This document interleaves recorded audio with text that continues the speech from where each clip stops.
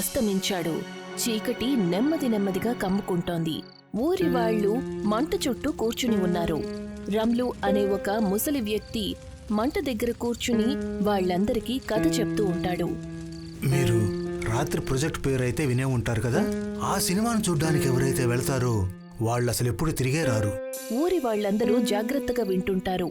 ఎందుకు బాబాయ్, అంతగా ఏముందా థియేటర్లో? అంటారు అక్కడ రణబీర్ ఆత్మ ఉంది అని. ఒక పిచ్చి వ్యక్తి. అతను తన స్వార్థంతో కోపంతో ఎంతో మంది ప్రాణాలను తీసేశాడు. ఇప్పుడు అతని ఆత్మ ఆ ప్రొజెక్టర్లో బంధించబడి ఉంది. ఉన్నవాళ్లలో సమీర్ అనే ఒక అబ్బాయి నవ్వుతూ ఇలా అంటాడు. బాబాయ్, ఇదంతా పాత విషయం. ఈ కాలంలో భూత ప్రేతాలంటూ ఏమీ లేవు. నవ్వకు బాబు, నువ్వెప్పుడూ కూడా అక్కడ అరుపులు వినలేదు. చీకటి రాత్రుల్లో అక్కడ నుంచి వచ్చే శబ్దాలు, ఆ అరుపులు నిజమైనవి. నలుగురు స్నేహితులు రాజ్, సమీర్, నేహా ఇంకా పాయల్ వాళ్లల్లో వాళ్లు మాట్లాడుకుంటారు. ఏమనిపిస్తోంది, అక్కడికి వెళ్దామంటావా? నేనైతే రెడీ. అయినా ఇలాంటి వాటి గురించి కాస్త ఎక్కువగానే చెప్తూ ఉంటారు. సరే, ఇవాళ రాత్రికి మనం ఆ సినిమా థియేటర్కి వెళ్దాం. చూద్దాం ఇదంతా నిజమా లేక కట్టు కదా అని. ఊరి వాళ్లందరూ వాళ్ల మాటల్ని వినేస్తారు. రమ్లు కోపంతో రగిలిపోతాడు. మీకేమైనా పిచ్చి పట్టిందా? అక్కడికి వెళ్ళకండి. అక్కడ చావు మాత్రమే ఎదురవుతుంది. బాబాయ్, మేమేమీ భయపడలేదు. వాళ్ళు నలుగురు రాత్రి సమయంలో టార్చ్ వెలుగులో సినిమా థియేటర్ వైపు వెళ్తారు. ఆగండి, మీరు ఎక్కడికి వెళ్తున్నారు? అది మేము ఊరికి తిరగడానికి వెళ్తున్నాం. మీకేం కావాలి? మీరక్కడికి వెళ్ళొద్దు. నా మాట వినండి. నా కొడుకు కూడా అక్కడికి వెళ్ళాడు. తను ఇంతవరకు తిరిగి రాలేదు. నేహా ఇంకా పాయల్ ఒకరినొకరు చూసుకుంటారు. నేహా కాస్త ఆశ్చర్యపోతుంది. నాకు తెలిసి మనం వెనక్కి వెళ్ళటం మంచిది. అరే, ఇదంతా ఊరికే భయపెట్టడం కోసమే. పదండి, దీన్ని పట్టించుకోవద్దు. నలుగురు కూడా ఆవిడ మాటల్ని పట్టించుకోకుండా ముందుకు వెళ్తారు. ఆ చోటు పూర్తిగా చీకటితో కమ్ముకుని ఉంటుంది. పాత సంకెళ్లతో బందీగా ఉన్న తలుపు. నలుగురు స్నేహితులు దాని ఎదురుగా నిలబడి ఉంటారు. ఇదంతా నిజంగా చెయ్యాలంటావా? మనం ఎక్కడ దాకా వచ్చాం. ఇప్పుడు వెనక అడిగేసే ప్రసక్తే లేదు. సమీర్ ముందుకు వెళ్తాడు.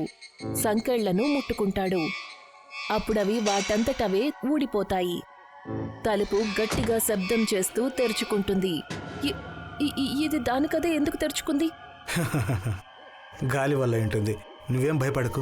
వాళ్ళు నలుగురు లోపలికి వెళ్తారు. తలుపు వాళ్ళు వెళ్లగానే గట్టిగా మూసుకుంటుంది.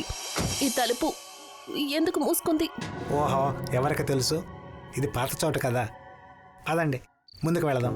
వాళ్ళు నలుగురు లోపలికి వెళ్తారు. సినిమా థియేటర్ గోడల మీద సాలెగూళ్లు ఉంటాయి. గోడల మీద రక్తపు మరకలు, ఇంకా పాత విరిగిపోయిన కుర్చీలు భయంకరంగా అనిపిస్తాయి. ఈ చోటు నిజంగా చాలా భయంకరంగా ఉంది. ఏం మాట్లాడుతున్నావు? ఇది ఒక అడ్వెంచర్. నీ గుండెను కాస్త అదుపు చేసుకో. నలుగురు స్నేహితుల అడుగుల శబ్దాలు వినిపిస్తూ ఉంటాయి. ఒక పాత ప్రొజెక్టర్ గది మధ్యలో పెట్టి ఉంటుంది.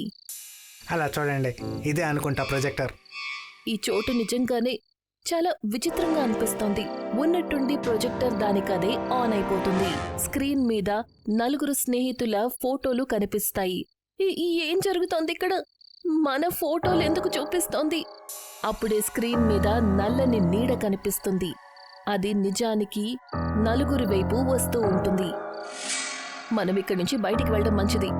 నీడ అందరినీ చుట్టుముడుతుంది. పరిగెత్తండి, పరిగెత్తండి అందరు బయటికి. నేహా భయంతో గట్టిగా అరుస్తుంది. నల్లని నీడ తన దగ్గరికి వెళ్తుంది. పాయల్ వెనక్కి వెళ్లే ప్రయత్నం చేస్తూ ఉంటుంది. కాని కాలు తన్నుకొని తన కింద పడిపోతుంది. ఏం జరుగుతోంది ఇక్కడ? ఈ నీడేంటి? నేహా, ఇక్కడ ఉండటం మంచిది కాదు. పద, మనం ఇక్కడి నుంచి పారిపోవాలి. సమీర్ తలుపు దగ్గరికి పరిగెడతాడు. కాని తలుపు పూర్తిగా మూసుకుని ఉంటుంది. తను బలాన్ని ఉపయోగించి తలుపు తెరిచే ప్రయత్నం చేస్తాడు. కాని తలుపు కొంచెం కూడా తెరుచుకోదు. ఈ తలుపు ఎందుకు మూసుకుంది? ఎవరైనా దీన్ని తెరవండి, సాయం చేయండి నాకు. మనం ఇక్కడికొచ్చి చాలా పెద్ద తప్పు చేశాం. వీటిని మనం ఆపచ్చు, కానీ ఎలా? ప్రాజెక్టర్ స్క్రీన్ మీద వాళ్ళ ఫోటో మాటిమాటికి మారుతూ ఉంటుంది. నల్లని నీడ ఇంకా వేగంగా వాళ్ళ దగ్గరికి వస్తూ ఉంటుంది. పాయల్ కళ్ళు ఉన్నట్టుండి నల్లగా మారిపోతాయి. తను విచిత్రంగా మాట్లాడడం మొదలు పెడుతుంది. మీరందరూ ఇక్కడి నుంచి తప్పించుకోలేరు. ఈ చోటు మీ అంతంగా మారుతుంది. పాయల్, నువ్వసలేం మాట్లాడుతున్నావు? పాయల్ ఉన్నట్టుండి ప్రొజెక్టర్ వైపు సైగ చేస్తుంది. ఆ తర్వాత నేల మీద స్పృహ తప్పి పడిపోతుంది. సమీర్ ప్రొజెక్టర్ని ఆపడానికి ప్రయత్నిస్తాడు. తను దాని దగ్గరికి వెళ్తాడు. ఆ తర్వాత దాని స్విచ్ కోసం వెతుకుతాడు. మనం ఈ ప్రొజెక్టర్ ఆపాలి. బహుశా ఇదంతా కూడా దీన్ని ఆఫ్ చేసి ఆగిపోతుందేమో. ఎప్పుడైతే సమీర్ ప్రొజెక్టర్ని ముట్టుకుంటాడో అప్పుడు స్క్రీన్ మీద రక్తపు మరకలు పడతాయి. ఉన్నట్టుండి రక్తపు ధారలు స్క్రీన్లో నుంచి బయటికొచ్చి సమీర్ని పట్టుకుంటాయి. సమీర్, అక్కడి నుంచి తప్పుకో! సమీర్ అరుస్తాడు. కాని రక్తపు ధారలు స్క్రీన్ లోపలికి లాగేసుకుంటాయి. స్క్రీన్ మీద సమీర్ అరుపు వినిపిస్తుంది. ఆ తర్వాత తను మాయమైపోతాడు. లేదు, ఇక్కడ ఏం జరుగుతుంది? మనం ఇక్కడ ఇంక ఉండకూడదు. సినిమా థియేటర్లో ఉన్నట్టుండి చల్లని గాలి వీస్తుంది. పారిపోండి. ఎంత దూరం పారిపోతారు? ఇక్కడ ఉంటే మీరు కూడా మాలాగా ఇరుక్కుపోతారు. ఈ ఆత్మలు ఎవరు వీళ్ళంతా? మేము ఇక్కడికి వచ్చి చనిపోయిన వాళ్ళం. రణబీర్ మమ్మల్ని అంతం చేశాడు. ఇప్పుడు తన ఆత్మ ఈ ప్రొజెక్టర్లో ఉంది. ఎవరైనా సరే ఇక్కడికి వస్తే తను వాళ్ళని చంపేస్తాడు. మనం ఈ ప్రొజెక్టును అంతం చేయాలి. ఇదే అనుకుంటాను ఉన్న దారి. రణబీర్ ఆత్మను కాల్చి అంతం చేయడమే సాధ్యమవుతుంది. కానీ ఎవరైనా సరే ప్రొజెక్టును కాల్చే ప్రయత్నం చేశారనుకోండి, అదే ఆఖరి పోరాటం అవుతుంది. రాజ్ ప్రొజెక్టర్ దగ్గరికి వెళ్తాడు. నేహ తనని ఆపడానికి ప్రయత్నిస్తుంది. రాజ్, వెళ్ళొద్దు. ఇది నిన్ను కూడా అంతం చేస్తుంది. మనం దీన్ని అంతం చేయాలి. నేహ, సమీర్, పాయల్, మనమందరం ఈ ప్రొజెక్టర్ వల్ల ఇరుక్కుపోయాం. రాజ్ పక్కనే ఉన్న ఒక కర్రను తీసుకుంటాడు. దానిని ప్రాజెక్టర్ మీదకు విసురుతాడు. ప్రొజెక్టర్లో నుంచి గట్టిగా శబ్దాలు వస్తాయి. నల్లని నీడలు ఇంకా కోపంగా మారతాయి. రాజ్, వెనక్కిరా! రాజ్ ఎలాగోలా ఒక లైటర్ని తీస్తాడు. ప్రొజెక్టర్ని కాల్చే ప్రయత్నం చేస్తాడు. ఎప్పుడైతే నిప్పంటుకుంటుందో ప్రొజెక్టర్ గట్టిగా శబ్దం చేస్తూ కాలిపోతూ ఉంటుంది.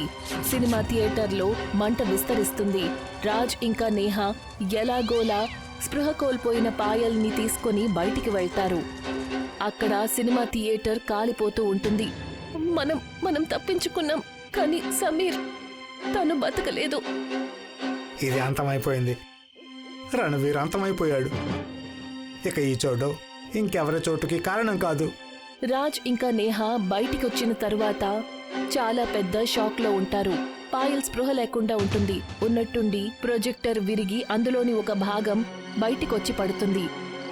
అందులో నుంచి ఒక విచిత్రమైన శబ్దం వినిపిస్తూ ఉంటుంది. ఇదేంటి, ఇంకా ఇది మన వెంట పడుతుందంటావా? బహుశా ఇది ఇంకా అంతం కాలేదనుకుంటా. మీరిద్దరూ ఇక తప్పించుకోలేరు. పాయల్ ఉన్నట్టుండి గట్టిగా అరుస్తుంది. పాయల్ శరీరం వణికిపోతూ ఉంటుంది. తను మళ్ళీ స్పృహ కోల్పోయి నేల మీద పడిపోతుంది. లేదు, నన్ను వదిలేయి. అప్పుడే పాయల్ కళ్లల్లో ఒక విచిత్రమైన చిత్రం కనిపిస్తుంది. తన కళ్ల ఎదురుగా ఒక దృశ్యం నడుస్తుంది. అన్ని వైపులా చీకటిగా ఉంటుంది. ఉన్నట్టుండి సినిమా హాల్ తలుపు గట్టిగా తెరుచుకుంటుంది. రణ్వీర్ పూర్తిగా వికృతంగా కోపంగా లోపలికి వెళ్తాడు. మీరందరూ నా నుండి ఎవరూ తప్పించుకోలేరు. నేను మిమ్మల్ని వదిలిపెట్టే ప్రసక్తే లేదు. నన్ను ఎవరు ఆపలేరు. సినిమా హాల్లో కూర్చుని ఉన్న వాళ్ళందరూ కంగారు పడి భయంతో అరుస్తారు. ఏం జరుగుతుంది? సాయం చేయండి, మమ్మల్ని వదిలిపెట్టు. మేము నీకు అసలు ఏం అన్యాయం చేశాం? మీరందరూ నా నుండి తప్పించుకోలేరు. ఒకవేళ నేను చనిపోయిన తర్వాత కూడా తిరిగి వస్తాను. రణ్వీర్కి పోరాటంలో దెబ్బలు తగులుతాయి.